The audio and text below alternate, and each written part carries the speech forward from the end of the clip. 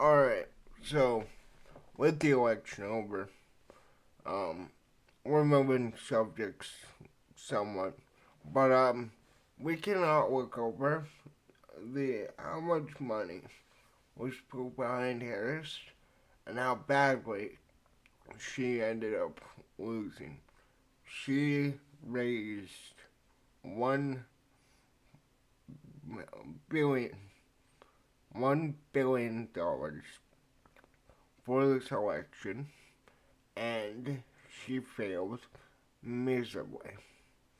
You know, Trump outperformed nearly nearly every metric that he could. Red states, blue states, swing states, you name it. He outperformed every one of them. And had there been a voter ID, this possibly could have been the biggest sweep in election history. Which, as a Canadian, I find it really weird that voter ID is not something you guys have federally. Like, I feel like every other country, nearly every first world country you go to, you need voter ID. To vote in Canada, you need ID. Um, I don't know. I find that weird. But Kamala Harris, on the other hand, had one of the biggest campaigns financially, socially, media-wise, you name it. And she raised $1 billion. And now that that campaign is now $20 million in debt. Let that sink in. $1 billion raised for this politician, for this administration, the lowest approval rating of any VP president, you name it, in history. They raised $1 billion. But let's read this article and then we'll get into it. How Kamala Harris plowed through $1 billion. In October, weeks before the 2024 election, the word was out. VP Kamala Harris had raised north of $1 billion. The haul, the New York Times reported upon breaking the news, was historic because of the short period of time, just 3 months, that it flooded in. It was ultimately on Tuesday Donald Trump made history and became only the second former president to win a non-consecutive term. After surviving two assassination attempts on the campaign trail, Trump dominates in battleground. Trump dominated Harris in battlegrounds to emerge as the president-elect, and he did so with far less cash. The story of Harris pocketed records, some while failing to gain support from voters, will be studied by campaigns for decades to come. Democrats who successfully pressured God damn it, this word is making me have an aneurysm. Octogenarian, whatever. President Joe Biden to pass the torch to former California Senator and are now conducting an internal autopsy of the 2024 race. Really? Really? You're performing an autopsy. Okay. I could save you the months and years right now in which Trump raised and spent hundreds of $1 million less than Harris. $1 billion paled in comparison to the increased prices Americans were seeing across the country. Tom Felton, president of conservative group Judicial Watch and longtime Trump ally, told the Washington Examiner voters weren't fooled. The Harris campaign and its affiliated committees dropped more than $654 million on advertising.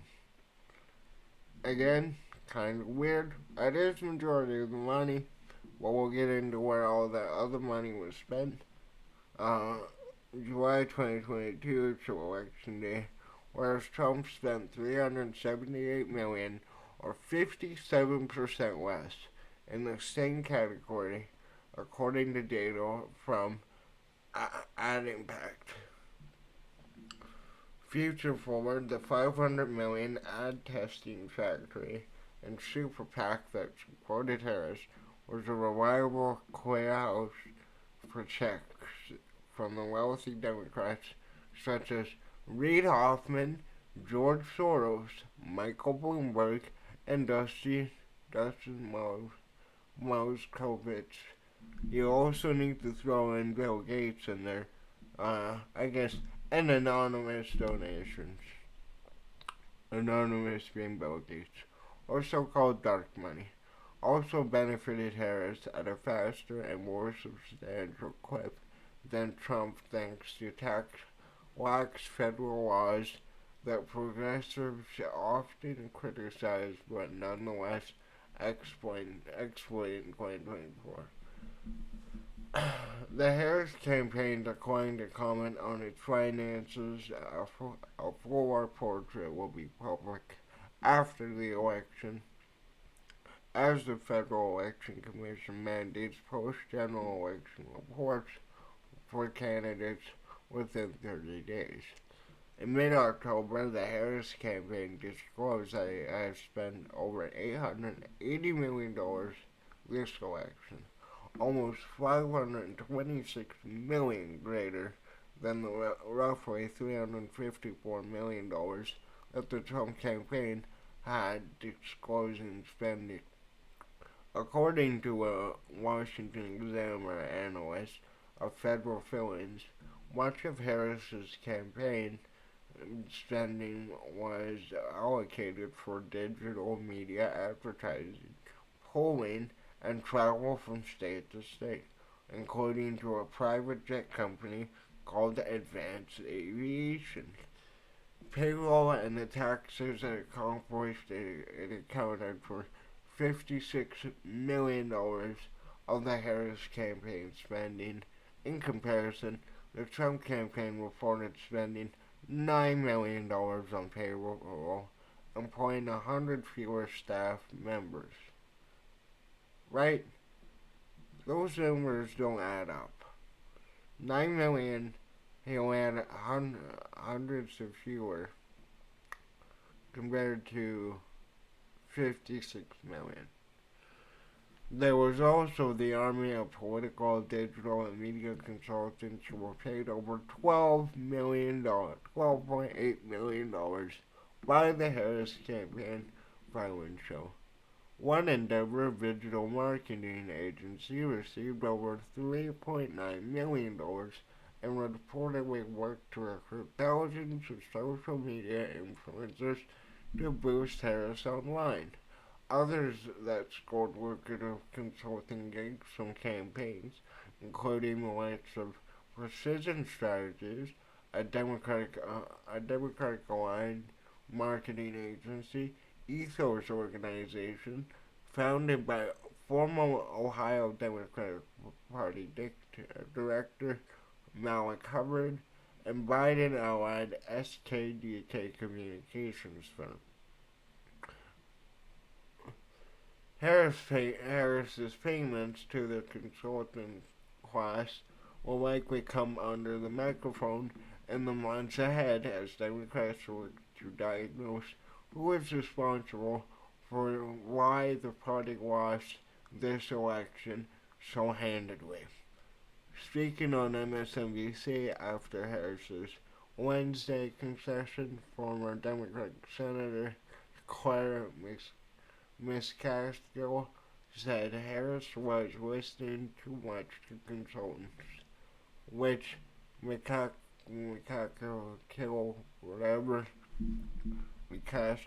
whatever, argued detracted from her ability to exude who she was to voters. There was a segment of the electorate that was very consistent saying, I'm not familiar with Kamala Harris, and because of that, I'm not comfortable enough to decide to vote for her. Whereas Trump is incredibly well defined, said Jake Delamania. Oh, however the fuck you say it, like, can you not have normal names? A Democratic political strategist based in New York City, it was easier for him to spend less and still win. It's the advantage of being such a well-defined person. She said, whoever told Washington Examiner. Event production was also a staple, spending the area of the Harris campaign, which notably hosted star-studded lineup of musicians from Lady Gaga to Katy Perry for an election rally.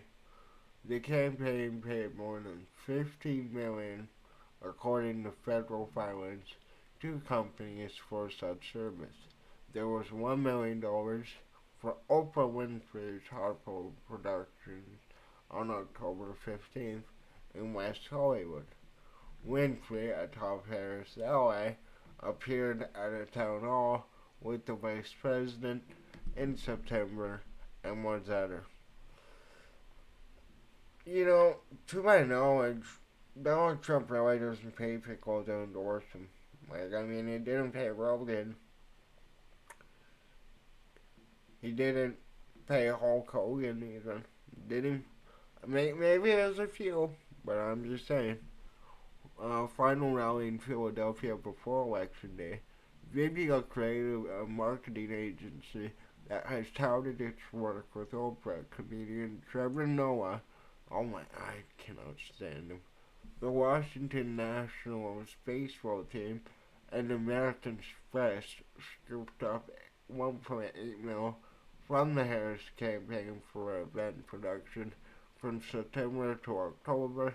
A company called Production Management One in Maryland received 1.7 million, with large payments also going to Vox Production, Temple University, Wizard Studios North, The Park, Hyatt Chicago, and other entities for event productions and filing shows. Then there was Magic Productions, a Wisconsin-based company which has worked the NBA playoffs, the Super Bowl, and at the Bellagio Hotel and Casino in Las Vegas. The Harris campaign paid that company $2.3 million. Right? So I suppose say this right now. If you're spending money to endorse people that are, hip to young voters, as you say, like in touch with normal people, Oprah, yeah, okay, Oprah's well known. Trevor Noah, like I said, I can't stand him. I don't know how he even got famous. Like, again, I find late night talk shows, like the older ones with, David Letterman, Jay Leno, like, those talk shows had value. They had entertainment. They weren't attacking half of, half of the world based on their political beliefs and shit. But I mean, we'll see how long Kim will last.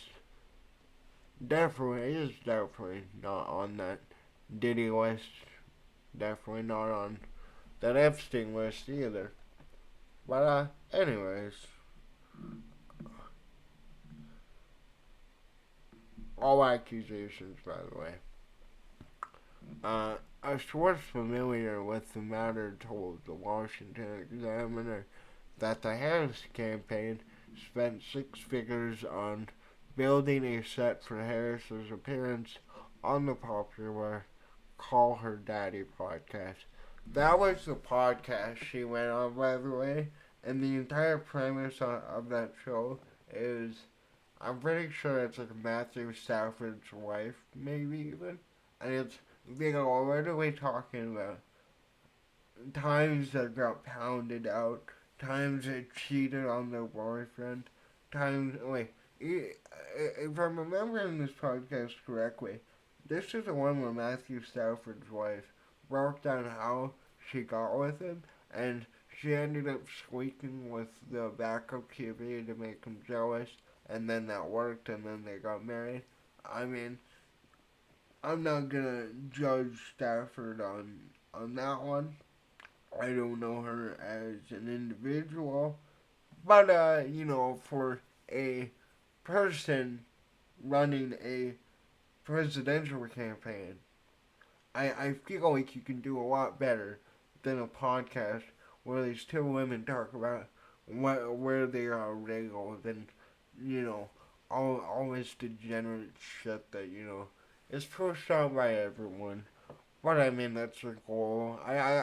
Again, this is just my theory.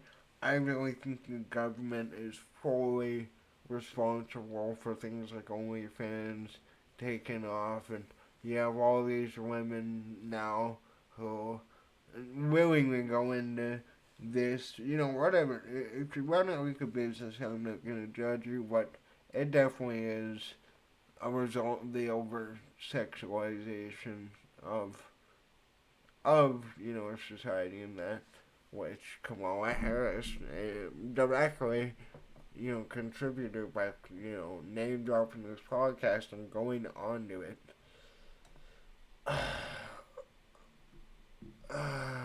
The Washington Examiner reaches out to the Harris campaign on the podcast related matter, but did not hear back in time for a publication. Money can't buy you love or a good candidate, one Trump advisor said to Republican political strategist Brad Todd. The story behind why Harris lost is not a lesson of money purportedly being irrelevant in elections. Rather, it's Todd's telling Harris's message was off. She was unwilling to meet swing state voters where they were on issues such as immigration and the economy. Advertising is a pretty important source of information for swing voters, Todd said. It no doubt matters, but it's not enough. It doesn't matter if you have the wrong message and it's not delivered in a compelling way. What her campaign was missing was any effort to break with the unpopular administration she has been a part of. Right? Which I totally agree. I completely agree. Like, the fact they did not try to pave it at all. They had an opportunity. They had the opportunity to just boot fucking Kamala right out there. But by doing that, they couldn't access the $1 billion fund for Kamala. But like, dude, I really think even if they brought in a new candidate, they would have been able, because of who backs them, to get billions of dollars of funding instantly and manage it appropriately. Maybe not billions, but like hundreds of millions, you know what I mean? For like, for a citizen there, for us as a public, that $1 billion, that's taxpayer money, and that's money. Say it's a billionaire's money. The billionaire made that money off of the citizen buying the product. But like again too, I can't stress enough, $1 billion, and now they're $20 million in debt. Like that. In the time we are in now, when we're sending so much money overseas, we're sending it to Ukraine, we're sending it to Palestine and Israel. We're funding both sides of the war, but nobody wants to mention that one. Okay, now this video definitely won't go anywhere. But like, this goes to prove to you, they did not have a fucking clue what they were doing. You know, Tulsi torched Kamala in that debate. Tulsi, I feel like she basically ruined any chance that Kamala could win any election. Judging off of how she lost this one, and it's being called the biggest sweep since Bush, I'm pretty sure. But like, even I think it might even be Reagan. But you know, it was beyond the politics, beyond the social issue, beyond the racist and sexist Trump supporters, because that narrative is blown out of the water when he's winning the Latino vote. He's turning the black vote, and he's doing well in nearly every category you can do. Pulling with the young people, like young people traditionally are not conservative. Like it is very odd that like a ton of young people, including myself, hold conservative values now, and I think it is primarily because of the fact that the Democrats, the liberals up here, they went full fucking left. Like instead of adopting, you know, a couple policies, instead of being realistic, it is like they saw, oh my god, voters, let's pander to them. And now they're at a stage where they're terrified to lose this voter base. They're terrified to lose the vote of the LGBTQ community. But that's happening. They're scared to lose the black vote. A vote, by the way, I don't understand why the Democratic Party has this narrative of being, you know, the party that has dominated the black vote. I don't think any party should dominate any vote. That's, I feel like the only person that should dominate in the vote is the right person at the right time. If the other candidate is fucking pissed for, like we saw here. And you know, the VP pick, I feel like that was the only saving grace they had. Because even though nobody likes Kamala, they could have brought somebody in who was centered, who was more realistic. And you have those guys in the Democratic Party. You have Andrew Yang. I'm pretty sure RFK would have jumped in. I'm pretty sure. Well, you can go on and on. Bernie Sanders. You know, Bernie gets called a socialist a lot.